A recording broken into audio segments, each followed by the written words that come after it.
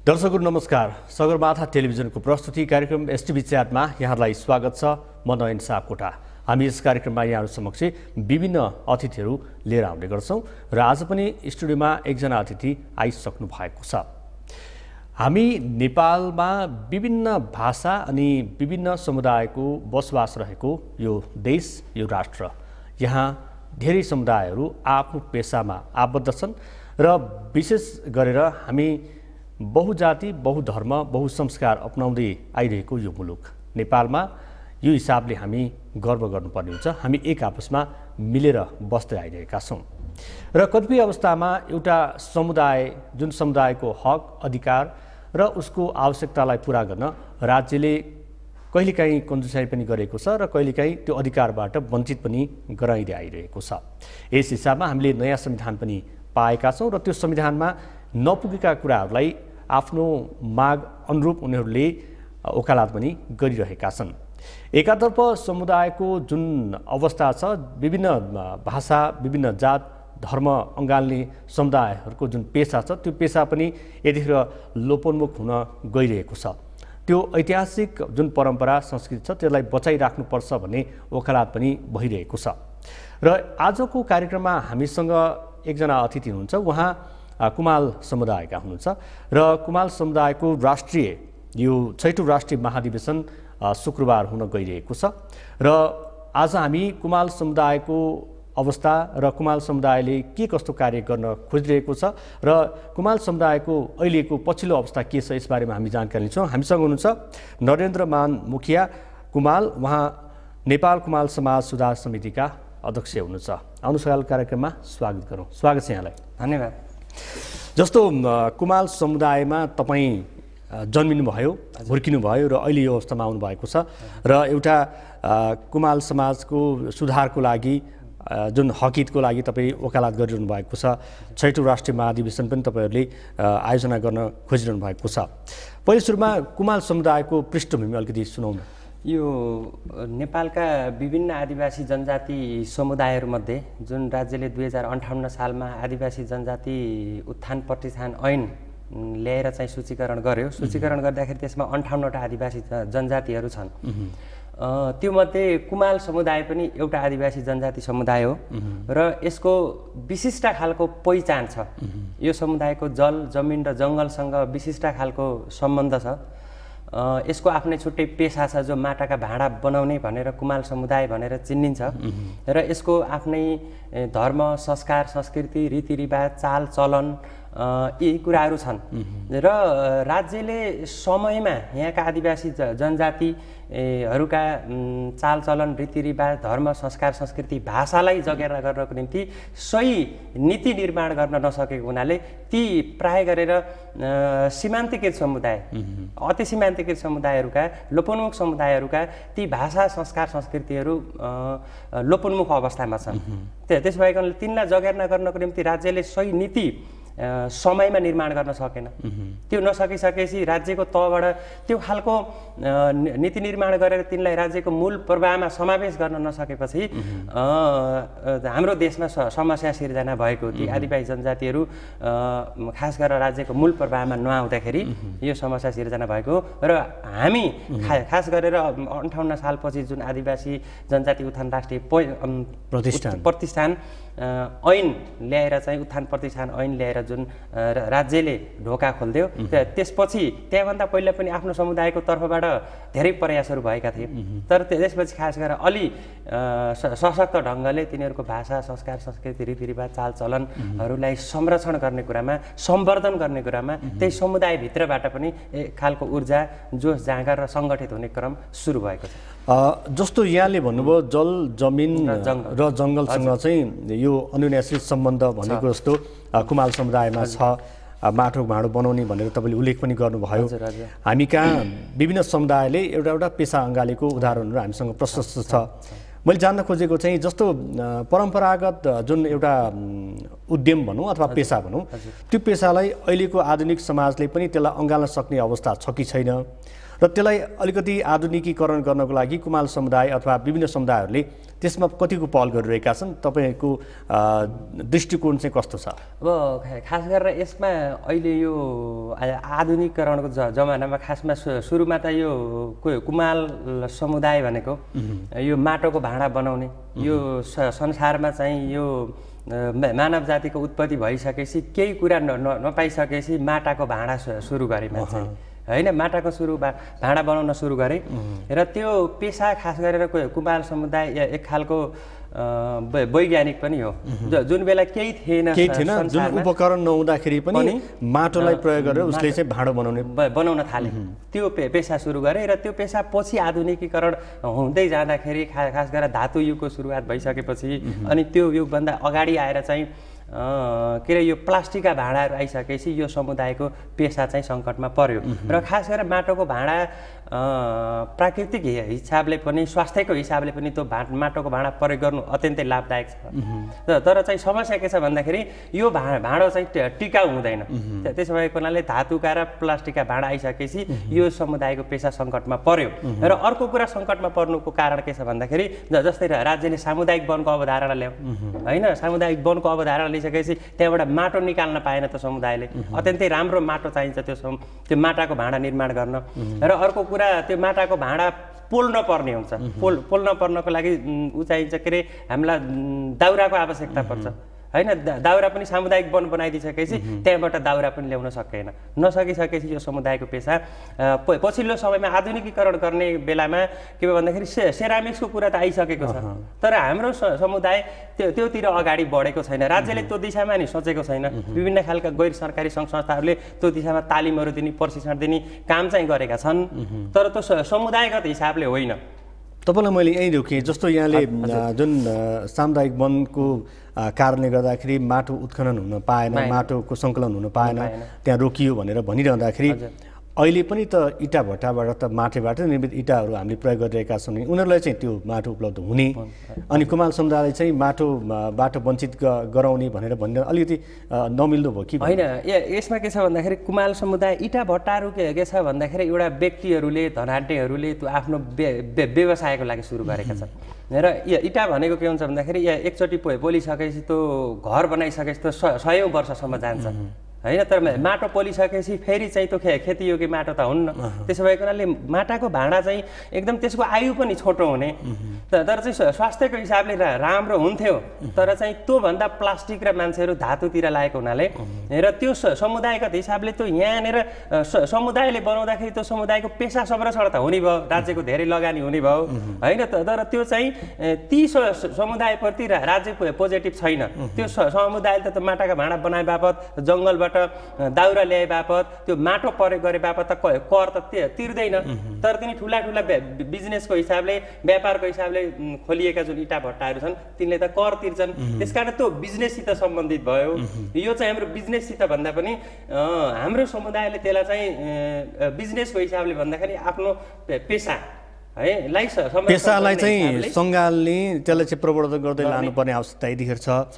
जस्तो अब एकातर्फ तपाईँको समुदायले जुन पेसालाई अँगालिरहेको छ त्यो पेसा चाहिँ समय सापेक्ष हुन नसक्दाखेरि पनि त्यसले अलिकति कमजोरीपन देखायो, समस्या देखायो र अर्कोतर्फ आवश्यकता जुन माग हुन्छ नि त्यो मागलाई पूर्ति गर्नको लागि पनि तपाईहरूले बनाएको सामानले चाहिँ यो जनसङ्ख्या अथवा त्यो जुन प्रयोग गर्ने मानिसहरू छन् उनीहरूको आवश्यकताले त पुरा गर्दैन होला, फेरि त्यसको विकल्पको रूपमा तपाईँहरूले सोच्नु भयो कि भएन त? होइन, यो विषयमा हाम्रो यसले चाहिँ खास गरेर के छ भन्नु छ भने यो त्यही पेसाले पूर्ण रूपमा त्यो समुदाय चाहिँ आश्रित भएर बाँच्न सक्ने अवस्था छैन र पूर्ण रूपमा थिएन पनि, तर त्यसलाई एउटा आफ्नो परम्परागत पेसाको रूपमा हाम्रो समुदायले अपनाएको हो र खास गरेर यसलाई हामीले मोडिफाई गर्ने कुरा, आधुनिकीकरणसित सँगसँगै अगाडि जाने कुरा, जनसङ्ख्या पछिल्लो समयमा जुन हिसाबले बढेको छ त्यो जनसङ्ख्याको मागलाई पूर्ति गर्ने कुरा, परम्परागत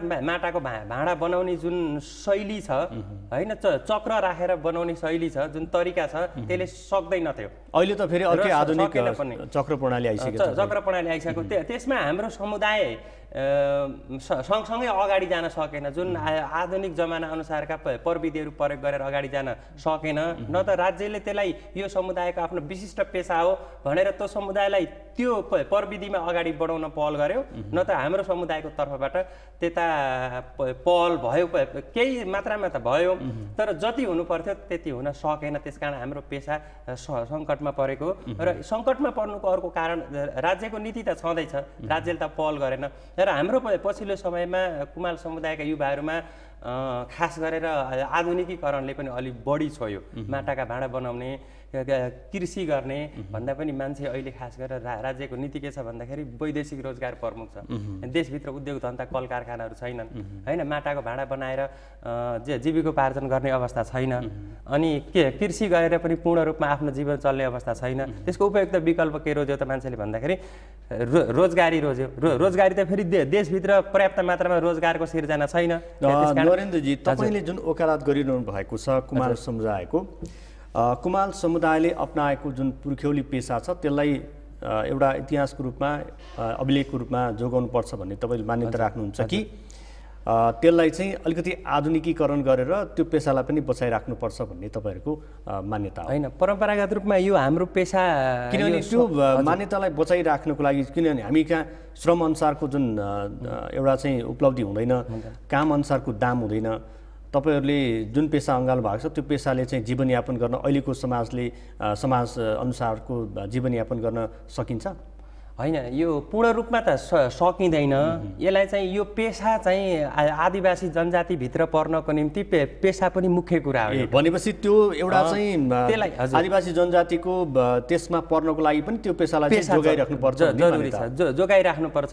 सकिन्छ भने यसलाई राज्यको तहबाट र हाम्रो समुदायको तर्फबाट संयुक्त पहल गरेर जीविकोपार्जनतिर पनि लैजाउँ, नत्र यसलाई परम्परागत पेसाको रूपमा संरक्षण गर्दै होइन कुमाल समुदायलाई आर्थिक, सामाजिक, राजनीतिक, शैक्षिक र भाषिक रूपमा, सांस्कृतिक रूपमा यसका आफ्ना परम्परागत संस्कृतिहरू छन्।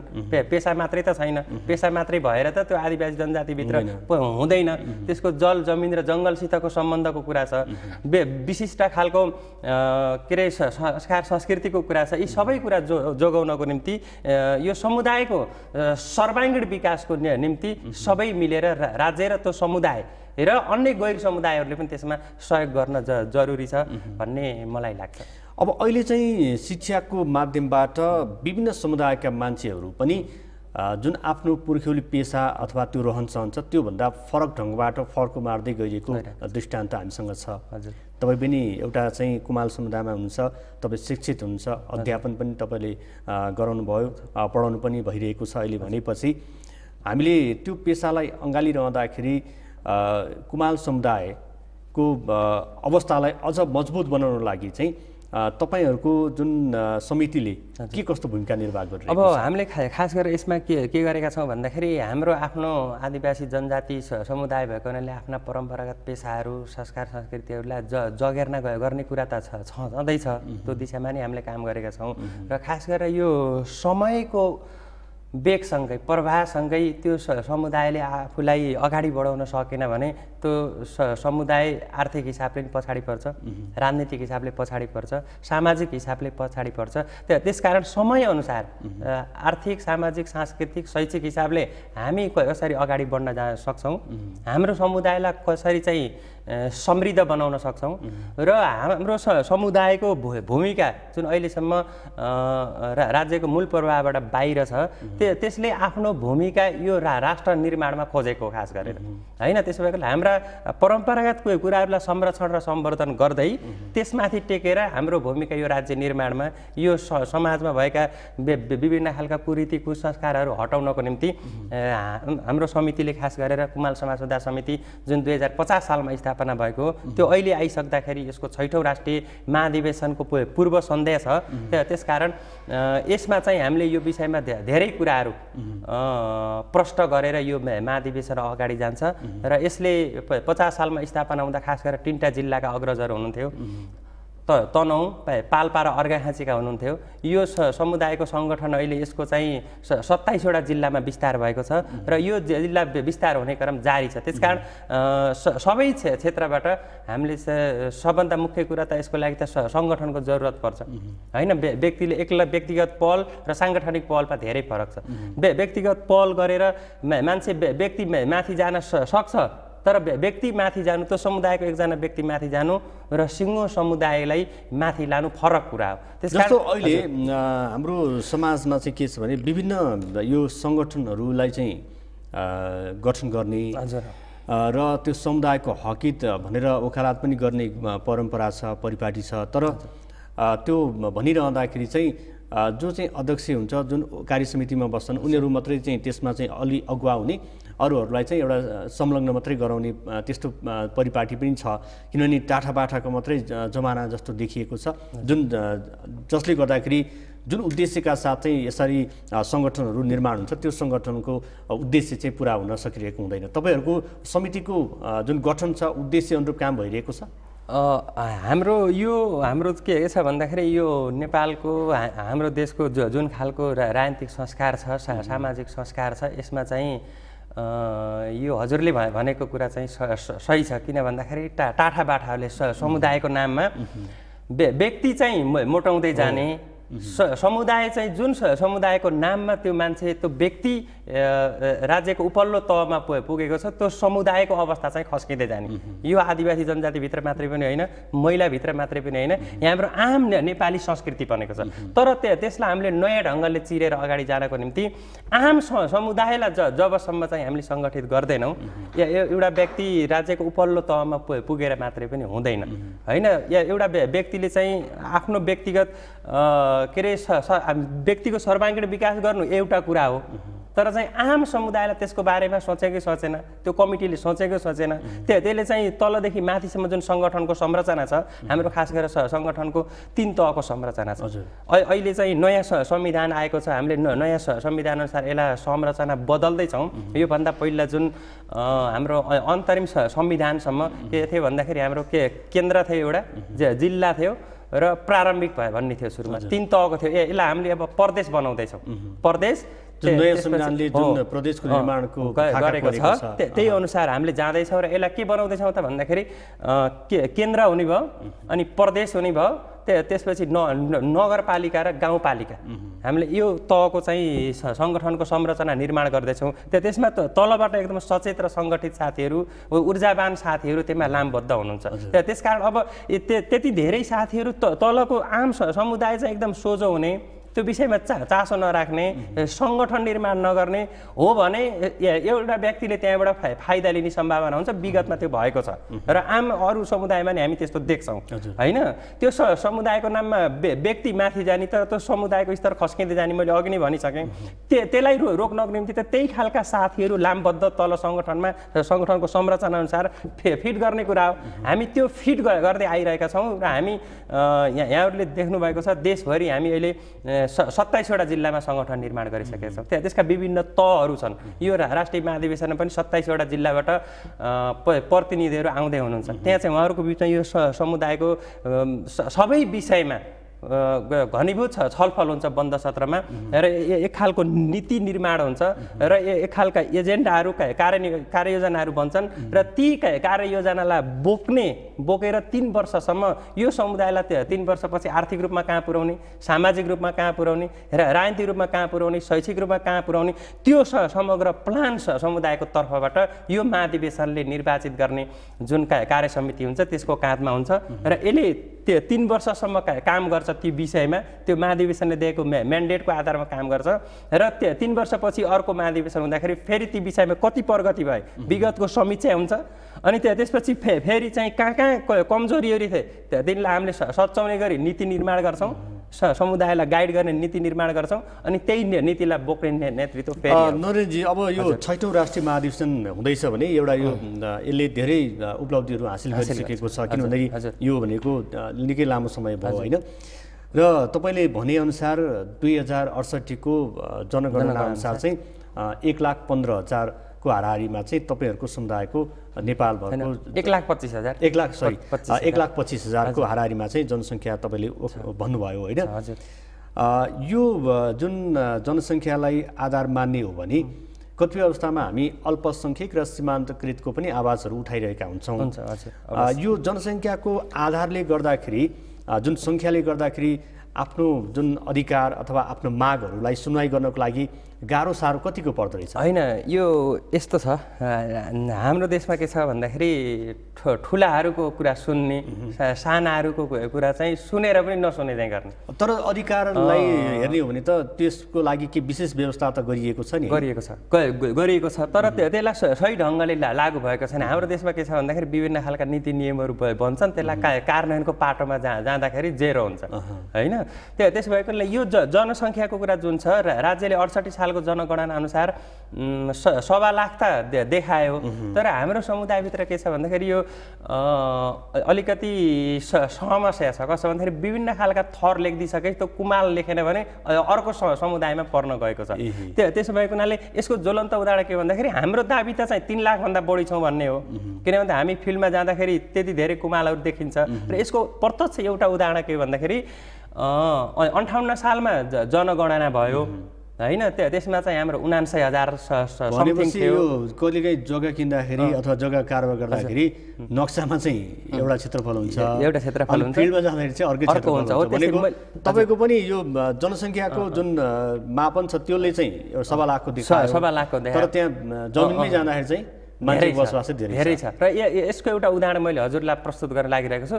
खास गरेर हामी 58 सालमा जनगणना भयो होइन, भइसकेपछि के भयो त भन्दाखेरि त्यसले 79,000 समथिङ देखायो कुमालहरूको, तर त्यसमा जिल्ला वाइज हेर्दाखेरि तथ्याङ्क विभागको त्यो रेकर्डमा हेर्दाखेरि नुवाकोट भन्ने यो काठमाडौँसित जोडिएको जिल्ला जुन कुमालहरूको बसोबास विदुर नगरपालिकाको 3टा वडा मात्रै छ, बट्टार, पिपलटार, तल्लो पिपलटार, इटरपाटी, देवीघाट, त्यतिमा मात्रै छ।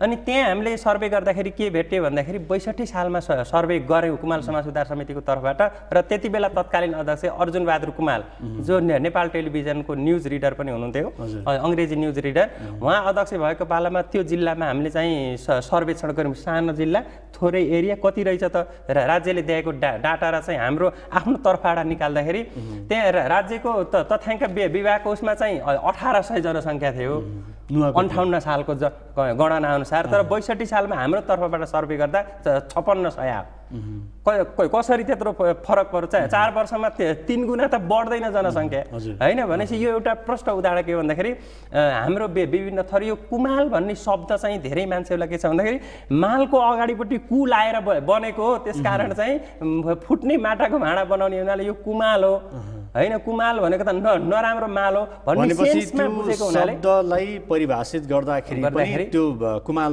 नलेख्ने प्रचलन बढ्दै गएको।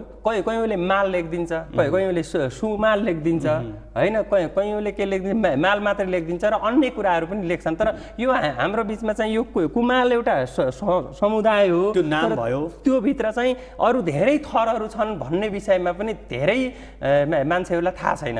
त्यसकारण चाहिँ थर लेख्दै पनि जस्तै मुखिया लेख्यो, गोरुङ्गे होइन, दुध पाउ, पाठक, स्याङ्जाली, पालपाली, यस्ता धेरै थरहरू छन्। त्यसकारण ती थरहरू लेख्दाखेरि ती मान्छेहरू कहाँ परे त भन्दाखेरि अन्य समुदायमा परे र हाम्रो जनसङ्ख्या कम हुन गएको भन्ने हाम्रो ठहर छ। र एउटा उदाहरण चाहिँ मैले नुवाकोटको यहाँलाई प्रस्तुत गरिहालेँ। भनेपछि जुन यो शब्दलाई चाहिँ परिभाषित गर्ने क्रममा अलिकति अप्ठ्यारो लागेको हिसाबले चाहिँ त्यो जुन बसोबास गर्ने व्यक्तिहरू छन् उनीहरूले चाहिँ त्यसको सट्टामा अरू नै प्रयोग गर्दै जाँदाखेरि समुदाय चाहिँ धेरै छ, तर त्यसलाई चाहिँ तथ्याङ्कगत रूपमा प्रस्तुत गर्दाखेरि चाहिँ अलिकति कम देखियो। अब यसको लागि चाहिँ तपाईँहरूको समितिबाट चाहिँ कस्तो पहल भयो? जस्तो त्यसलाई सिकाउनु पर्यो नि त, त्यसलाई चाहिँ बुझाउन सक्नु पर्यो, कस्तो पहल गरिरहनु भएको छ? अब अहिले पछिल्लो समयमा त के छ भन्नुहुन्छ भन्दाखेरि अब हामीले त्यो पहल सुरु गरेका छौँ र धेरै ठाउँमा जे थर लेखे पनि त्यो पछाडिपट्टि कुमाल चाहिँ अनिवार्य लेख्न थालेका छन्। जस्तो तपाईँको नाममा पनि नरेन्द्रमान मुखिया कुमाल भन्नु भएको छ, मुखिया मात्रै छ, तर मुखिया थर भयो। तर त्यसपछि कोही उमाल जस्तै थापा लेखेपछि मगर पछाडि लेखेन भने थापा त छेत्री नै छ होइन।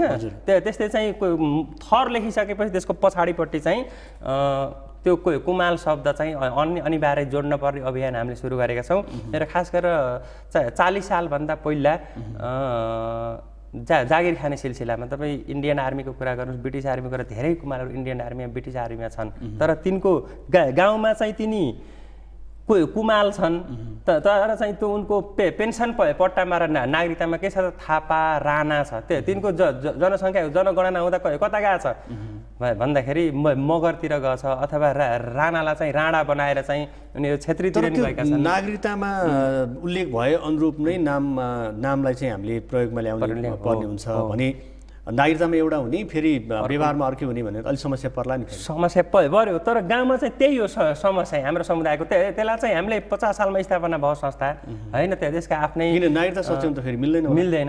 अनि नमिले पनि जे होस् हामीले त्यसलाई चाहिँ त्यो व्यवस्था गरेका छौँ। जे होस् हाम्रो तर्फबाट हामी कुमाल समुदाय हौँ, हामी यो जे थर लेखे पनि थर चाहिँ हाम्रो यो अगाडिपट्टिको थर हो, तर पछाडिपट्टि कुमाल अनिवार्य लेखेपछि त्यसको चाहिँ त्यही ढङ्गले प्रचार भइरहेको छ र साथीहरू धेरै साथीहरू त्यसमा लागिरहनु भएको छ। यो सङ्गठन बलियो भयो भने सङ्गठनका तहहरू त्यसका चाहिँ तलदेखि माथिसम्म, माथिदेखि तलसम्मका सङ्गठनहरू सही ढङ्गले परिचालित भयो भने त्यसमा धेरै सहज हुँदो रहेछ। विगतमा जस्तो 50 सालदेखि 58-59 सालतिरसम्मको अवस्थाभन्दा सङ्गठनको अवस्था यो 60-62देखि अहिलेसम्मको धेरै सुध्रेको छ। धेरै मान्छेहरू यसमा चाहिँ यो हाम्रो समुदाय पनि जस्तै टेलिभिजनमा हेर्दाखेरि गुरुङहरूको संस्कार संस्कृतिको विषयमा आउँछ, मगरहरूको आउँछ, थारूहरूको आउँछ। जस्तै हाम्रो पर्वको विषयमा पनि कुमालहरू खास गरेर भित्री मधेस र टारहरूमा बस्छन्। टारहरूमा फल्ने भनेको त मास हो, त्यहाँ पाइने भनेको तरुलहरू हो होइन। त्यसको परिकारहरू खास गरेर माघ महिना खाइन्छ। गत मासका परिकारहरू बटुक रोटी बनाएर, फुरौला बनाएर, तरुल उसिनेर खोलाको तिरमा किनारहरूमा टारहरूमा बस्ने कुमालहरूको अधिकांश ठाउँ हेर्नु भने पूर्वको सङ्खुवा सभाको त तुम्लिङ टार भनेपछि कुमालहरूको बसोबासको क्षेत्र चाहिँ भित्री मधेस कहाँ छ? खास गरेर बाहुल्य त पश्चिमाञ्चलमा बढी छ। यसको जनसङ्ख्या त धेरै जिल्लामा छरिएको छ। खास गरेर 70भन्दा बढी जिल्लामा छरिएको हुनाले अरू जिल्लामा थोरै थोरै छ। खास गरेर मुख्य बसोबास चाहिँ पश्चिमाञ्चलमा देखिन्छ जनसङ्ख्याको हिसाबले। देशभरिका जिल्लाहरूमा सबभन्दा धेरै जनसङ्ख्या भएको जिल्ला नवलपरासी हो, त्यो चाहिँ पश्चिमाञ्चलमा पर्छ। र पाल्पा, गुल्मी, अर्घाखाँची, तनहुँ, गोर्खा यी त्यसपछि गएर चितवन र दाङ अलि धेरै हामीले चाहिँ करिब 8000-9000 भन्दा बढी जनसङ्ख्या हुने जिल्लाहरू ती पर्छन्। अरूमा 1500, 2000, 3000 अनि 200, 100, 5-10 को सङ्ख्यामा नि छन्। त्यसो भएकोले धेरै जिल्लामा छरिएको। यसको सङ्गठन गर्न अलि गाह्रो छ, किनभने सानो समुदाय धेरै जिल्लामा छरिएको छ होइन। त्यसो भएको अलिकति समस्या त छ, तर पनि जिम्मेवारी लिइसकेपछि त्यो समुदायको सर्वाङ्गीण विकासको निम्ति अगाडि बढ्ने वकालत गर्ने मान्छेले ती चुनौतीहरूलाई चिरेर अगाडि जान जरुरी छ। हामी त्यो ढङ्गले चाहिँ अगाडि गइरहेका छौँ। अब अहिले चाहिँ तपाईँहरूको कुमाल समुदायलाई समस्या के छ अनि त्यसपछि चुनौतीहरू? अब तपाईँले हक अधिकारको कुराकानी गर्दा त यो जनजाति अन्तर्गत आदिवासी जनजाति अन्तर्गतकै समुदाय हो होइन।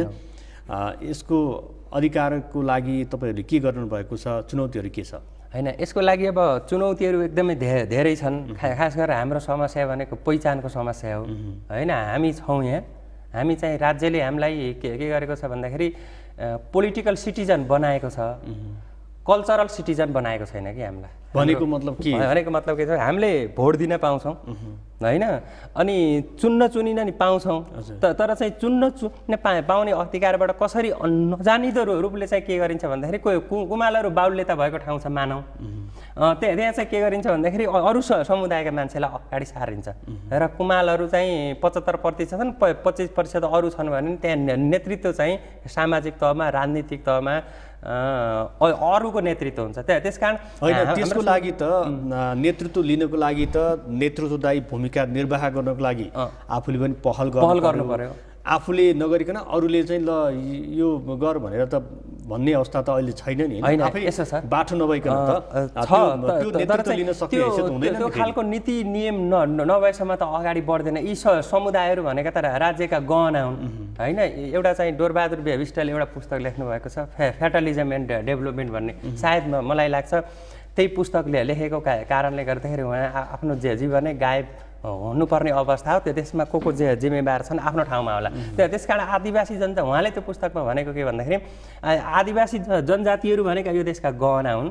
जहिलेसम्म ती आदिवासी जनजातिहरूको मूल प्रवाहीकरण हुन्न यो देशमा सामाजिक न्याय पनि हुन्न, सामाजिक सद्भाव पनि कायम हुन्न र द्वन्द्वको अवस्था चाहिँ रहिरहन्छ भन्ने खालको चाहिँ त्यो पुस्तकको मेसेज छ। र हामीले अहिले समाजमा पनि त्यही देखेका छौँ। हाम्रो समाजमा के छ भन्दाखेरि एकले अर्कालाई दोषारोपण बढी गर्ने होइन, तर त्यो दोषारोपण गर्नुभन्दा पनि आफ्नो समुदायको निम्ति काम गर्नलाई राज्यको तहसम्म के गर्न सकिन्छ होइन। राज्यले गर्दैन मात्रै भन्ने होइन, हामी त अरूलाई दोष लाएर पन्छिने अवस्थामा छौँ कि धेरै हामी नेपाली जनताहरू के छ भन्दाखेरि बुझेका पढे लेखेका बुद्धिजीवीहरूको पनि त्यो समस्या छ। त्यसकारण आफैबाट अगाडि सर्नुपर्छ भनेर हामी चाहिँ यो सङ्गठन निर्माण गर्दै यो 6औँ राष्ट्रिय महाधिवेशनलाई अगाडि बढाइरहेका छौँ। अब यो कुमाल समुदायको जुन महाधिवेशन हुन गइरहेको छ, तपाईँहरूको कुमाल समुदायको यो घुलमिल अथवा यसको उपस्थिति चाहिँ कुन कुन क्षेत्रमा चाहिँ बढी देख्नु भएको छ? अब यो क्षेत्र भन्नाले कस्तो, जस्तो अब पेसाहरू हुन्छन् नि, जस्तो अब बिजनेस हुन सक्ला अथवा चाहिँ शिक्षण पेसा हुन सक्ला अथवा अन्य कार्यहरू, कुन कार्यमा चाहिँ बढी? हाम्रो सबभन्दा धेरै त युवाहरू खास गरेर विभिन्न क्षेत्रमा छन् होइन। खास गरेर राजनीतिमा लागेका छन् केही मान्छेहरू होइन, राजनीतिक क्षेत्रबाट अगाडि जाँदैछन्, बिजनेसमा छन्। खास गरेर सबभन्दा धेरै युवाहरू सरकारी रोजगारीको कुरा गर्नुहुन्छ भने आर्मी पुलिसतिर छन् सबभन्दा धेरै। खास गरेर 40 सालभन्दा पहिला कुमालहरूलाई आर्मी पुलिसमा जागिर खान दिइँदैन थियो, न ब्रिटिस आर्मी न इन्डियन आर्मी। त्यहाँ अरू गुरुङ मगरलाई लिइन्थ्यो त्यहाँ खास गरेर। कि त राणा लेख्नु पर्थ्यो कि त थापा लेख्नु पर्थ्यो, गुरुङ लेख्नु पर्थ्यो। अहिले पछिल्लो समयमा चाहिँ के भएको छ भन्दाखेरि खास गरेर 46 साल पछि त्यो जनआन्दोलनपछि त्यो ढोका चाहिँ खुलेको छ र सबभन्दा धेरै सरकारी जागिरको क्षेत्रमा आर्मी पुलिसमा छन्, स्वास्थ्य क्षेत्रमा छन्। त्यसपछि मुख्य पेसा चाहिँ अहिले वैदेशिक रोजगार भएको छ भन्ने लाग्छ मलाई। किन भन्दाखेरि राज्यले त्यो खालको वैदेशिक रोजगारको ढोका खोलिसकेपछि यहाँ चाहिँ पढ्न लेख्न पनि कम सक्ने मान्छेहरू, आर्थिक अवस्था कमजोर भएका मान्छेहरू खाडी मुलुकमा जाने बढी छ।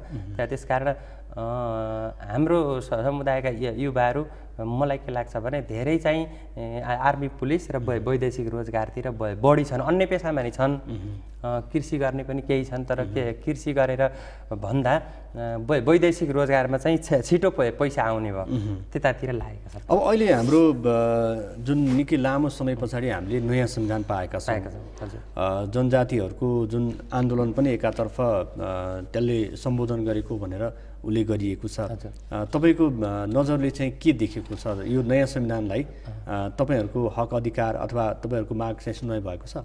यो नयाँ संविधानमा जुन आदिवासी जनजातिका मागको कुरा छ यसले जति गर्न पर्ने त्यति गरेको छैन। अन्तरिम संविधान 2063मा जे व्यवस्था भएको थियो ती व्यवस्थाहरू धेरै व्यवस्थाहरू काटिएका छन्। जस्तै कुन कुन काटिएका छन्? खास गरेर पूर्ण समानुपातिको कुरा त्यहाँ छैन होइन।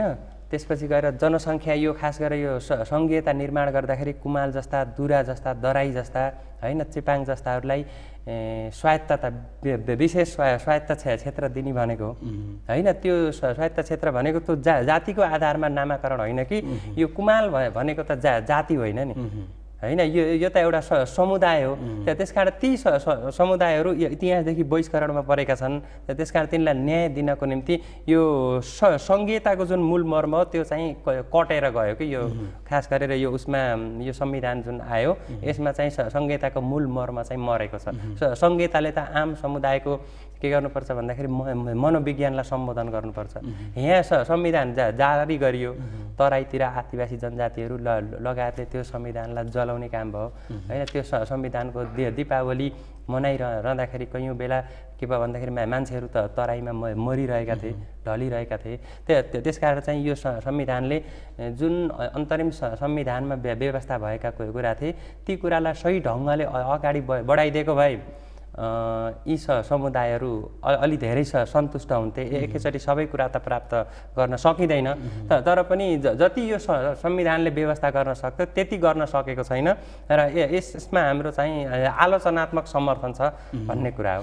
भनेपछि अब तपाईँ एउटा नेपाल कुमाल समाज सुधार समितिको अध्यक्ष हुनुहुन्छ र राजनीतिलाई पनि तपाईँले बुझिरहनु भएको संविधानको कुराकानी गरिरहँदाखेरि एकातर्फ संविधान सभाबाटै संविधान जारी भएको हो, त्यसमा चाहिँ बहुमतकै आधारमा संविधान जारी भयो र एउटा पक्षले चाहिँ त्यसलाई चाहिँ मान्न सकेन।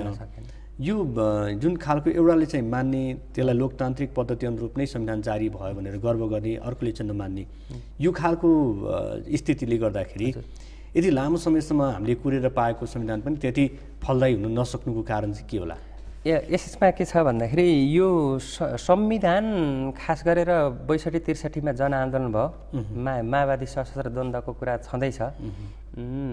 यसमा के छ भन्दाखेरि यो संविधान सभा नै किन गर्न पर्यो होइन? यो संविधान नै किन बनाउनु पर्यो? संविधान त धेरैवटा संविधान थिए। 47 सालकै संविधान थियो, त्योभन्दा पहिलाको पञ्चायती संविधान थियो, त्योभन्दा पहिला पनि संविधान थिए। यो संविधान बनाउन पर्नको कारण के हो त भन्दाखेरि यो देशमा चाहिँ धेरै खालका समस्या छन्। त्यो समस्या सम्बोधन गर्नको निम्ति संविधान सभाबाट संविधान बनाउन पर्छ। किन भन्दा त्यहाँ विभिन्न समुदायका प्रतिनिधित्व हुन्छ, विभिन्न राजनीतिक दलको प्रतिनिधित्व हुन्छ। त्यसकारण त्यो संविधानमा मेरो पनि चाहिँ अपनत्व छ है भन्ने खालको भावना सिर्जना गर्ने यो संविधानले सकेन र खास गरेर राजनीतिक दलका नेताहरूले त्यो जुन हदसम्म चाहिँ लचक भएर जान पर्थ्यो ती के अरे अन्यायमा परेका, इतिहासदेखि अन्यायमा परेका समुदायहरूलाई त्यसलाई सही ढङ्गले सम्बोधन गर्न नसक्नु नै यो समस्या हो। र यो समस्या त फेरि यो संविधान त्यो सम्बोधन गरेर अगाडि गएको भए समस्या केही कम हुन्थ्यो, तर सही ढङ्गले सम्बोधन गर्न नसक्दाखेरि अहिले हाम्रो देशको अवस्था के छ? अब हामीसँग समय सकिन लागेको छ। 6औं राष्ट्रिय महाधिवेशन शुक्रबार तपाईँको उद्घाटन हुँदैछ। यसमा चाहिँ केही भन्नुपर्ने कुरा केही छ? अब यसमा खास गरेर देशभरिका साथीहरू अब हिँड्न थाल्नु भएको छ यो संविधानको के अरे हाम्रो यो 6औं राष्ट्रिय महाधिवेशनको लागि। र सुर्खेतदेखि इलाम, झापा, सङ्खुवासभादेखि साथीहरू यहाँ आउनुहुन्छ 27वटा जिल्लाबाट र ती साथीहरू आइसकेपछि उहाँहरूले चाहिँ यो अब आगामी दिनमा कुमाल समुदायको सही ढङ्गको नेतृत्व निर्माण गरेर अनि कुमाल समुदायलाई अब आर्थिक, सामाजिक, राजनैतिक, शैक्षिक, भाषिक रूपमा कुन दिशामा लाने हो त्यो दिशामा सचेत र सङ्गठित भएर ती आउने छानिएर आएका जिल्लाबाट छानिएर आउनुभएको छ प्रतिनिधि साथीहरू, उहाँहरूले सही ढङ्गले चाहिँ छलफल गर्नुहुनेछ, बहस गर्नुहुनेछ र यो महाधिवेशन पश्चात नयाँ ऊर्जासहित, नयाँ जोस जाँगरसहित आफ्नो समुदायमा गएर उहाँहरूले सङ्गठन निर्माण गर्न त्यो समुदायलाई सबै हिसाबले अगाडि बढाउनको निम्ति पहल गर्ने खालको नेतृत्व निर्माण गर्न पहल गर्नुहुनेछ। सम्पूर्ण देशभरिबाट आउने कुमाल दाजुभाइ, दिदीबहिनी तथा बुबाआमाहरूलाई म यही सन्देश दिन चाहन्छु। हवस्, तपाईँहरूको जुन महाधिवेशन छ त्यो सफल होस् हामी कामना गर्छौँ र नयाँ नेतृत्वले पहिले राष्ट्रको लागि अनि त्यसपछि तपाईँहरूको समुदायको लागि हित गरोस्, हाम्रो शुभकामना छ। समय दिनुभयो, विचार राख्नु धन्यवाद छ। धन्यवाद। दर्शकहरू, उहाँ हुनुहुन्थ्यो राष्ट्रिय नेपाल कुमाल समाज सुधार समितिका अध्यक्ष नरेन्द्रमान मुखिया कुमाल र कुमाल समुदायको यो 6औं राष्ट्रिय महाधिवेशन हुन गइरहेको छ शुक्रबार। यसै सेरोफेरोमा रहेर कुराकानी पनि हामीले गऱ्यौँ। आजको निर्धारित समय सकिएको छ। हामीलाई हेरिदिनु भयो यसको लागि यहाँलाई धन्यवाद छ। सगरमाथा टेलिभिजन हेर्दै गर्नुहोला।